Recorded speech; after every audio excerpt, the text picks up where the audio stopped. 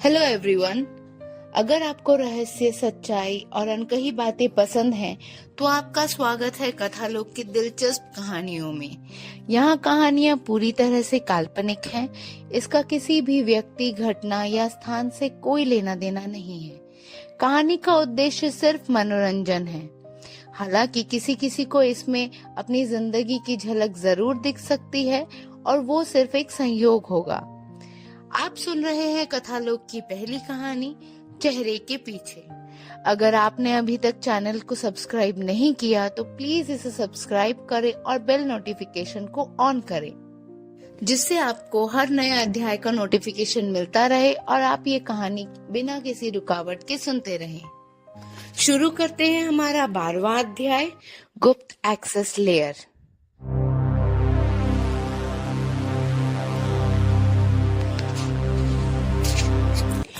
Phone अभी भी मेरी हथेली में था, लेकिन अब उंगलियां ठंडी पड़ चुकी थी।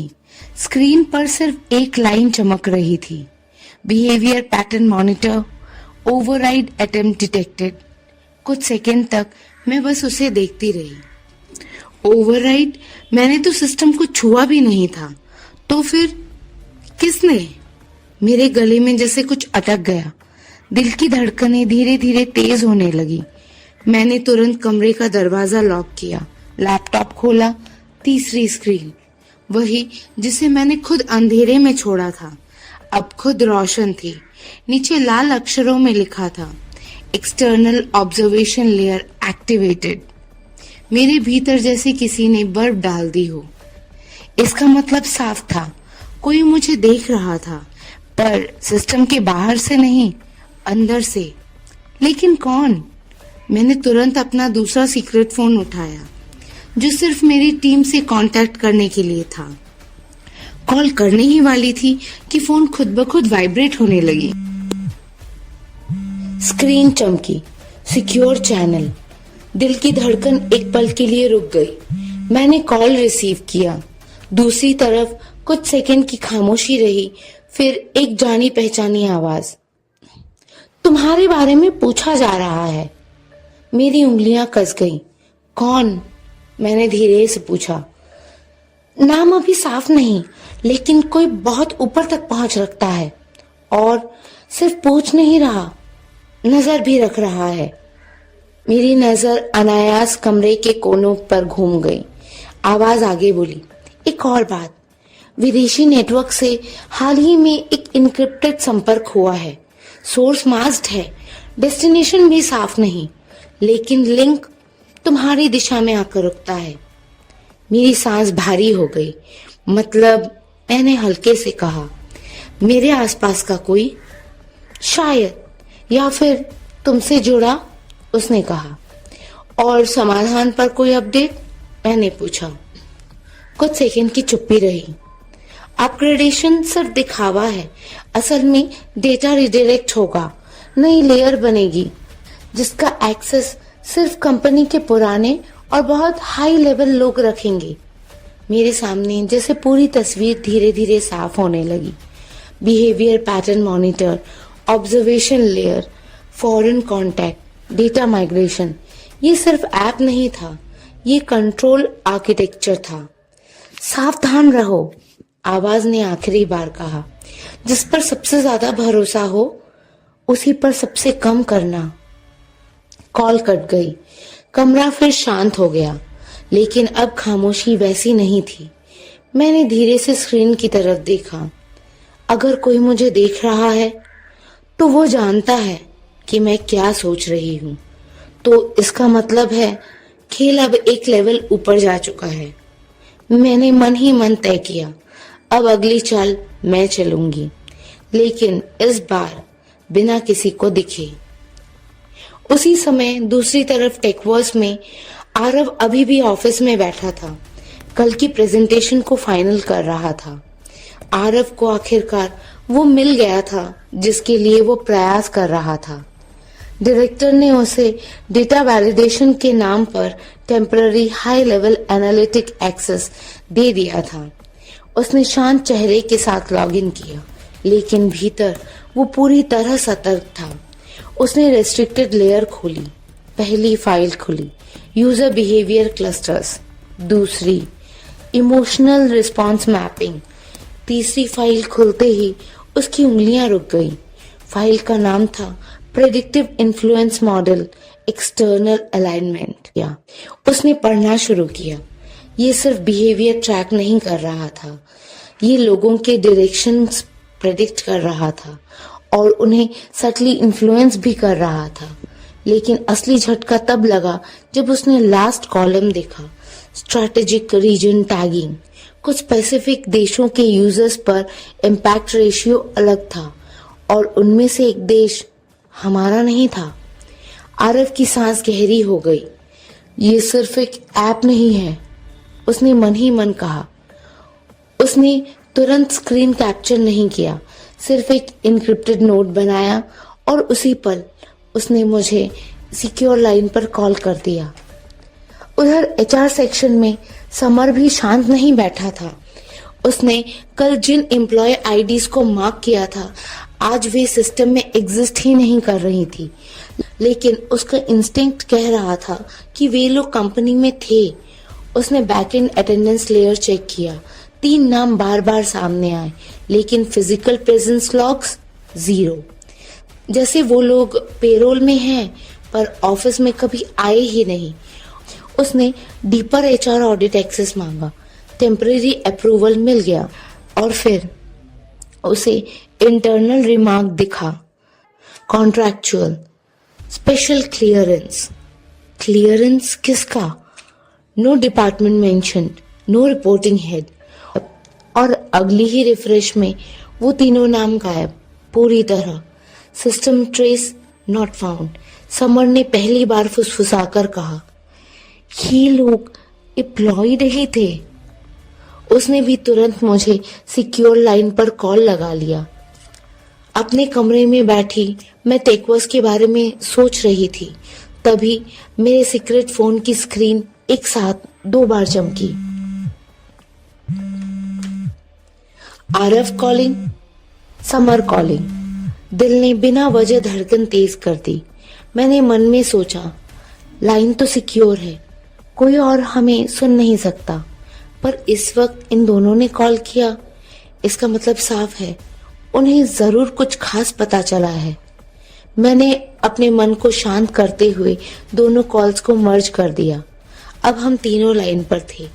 कुछ सेकंड तक सिर्फ हल्की सी स्टैटिक आवाज, फिर आरव और समर एक साथ बोल पड़े, नताशा हमें बात करनी है अभी। उसकी आवाज स्थिर थी, लेकिन मैं उसे पहचानती थी। वो शांत तभी होता है जब चीजें बहुत गलत हों।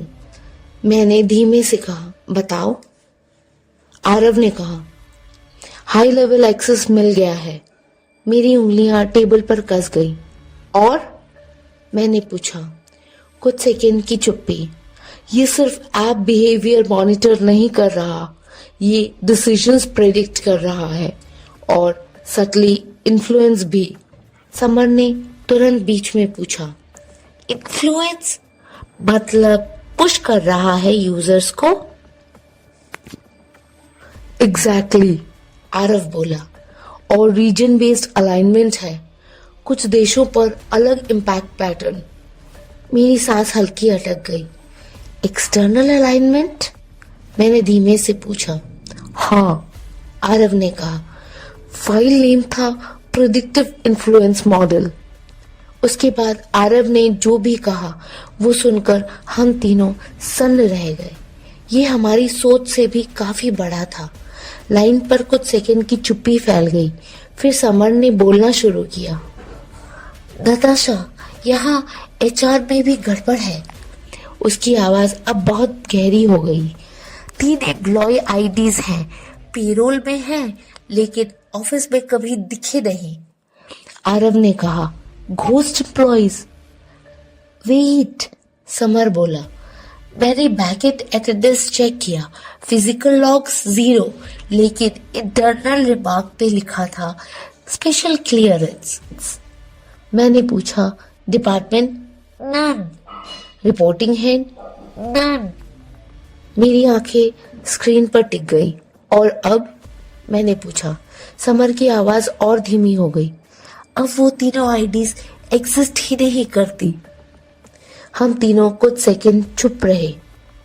कहीं ये तीनों आईडीज उन तीनों की तो नहीं? मैंने मन में सोचा। टेक्वोस के अंदर 2 अलग लेयर्स खुल चुकी थी।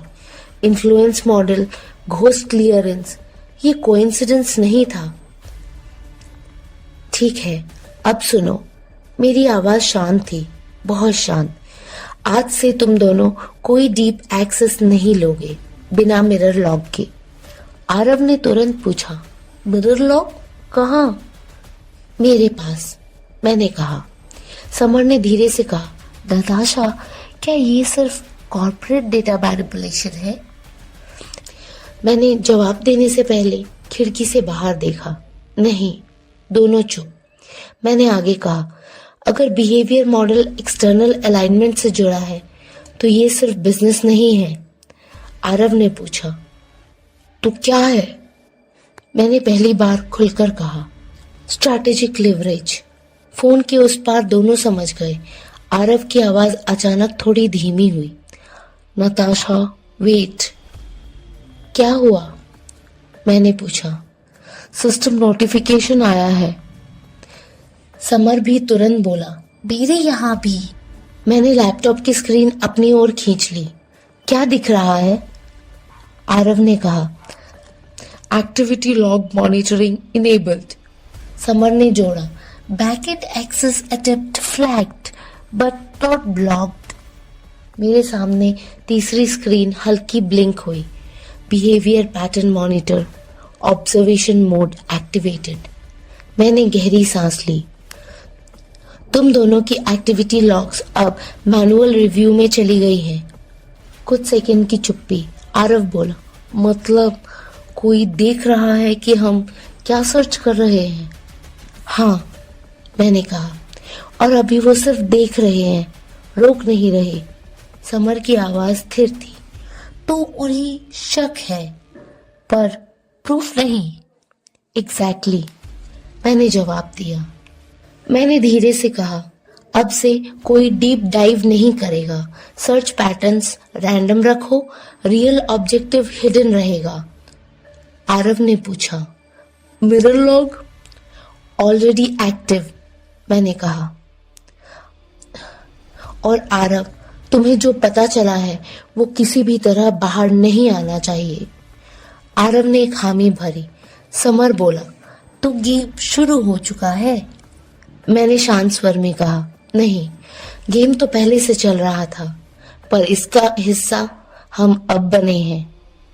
कुछ पल की खामोशी के बाद मैंने दोनों से कहा, ध्यान रहे, आप दोनों को वहां सबका भरोसा जीतना है जितनी जल्दी हो सके, और उसके लिए कुछ भी करना पड़े कीजिए। दोनों ने हामी भरी। कॉल कट गया। किसी ने आरव और समर की क्यूरियोसिटी नोटिस कर ली थी, लेकिन असली सवाल ये था, क्या वो निगरानी टेक्वर्स के अंदर से थी या बाहर से? और अगर कोई देख रहा था तो उसे एक्सेस किसने दिया?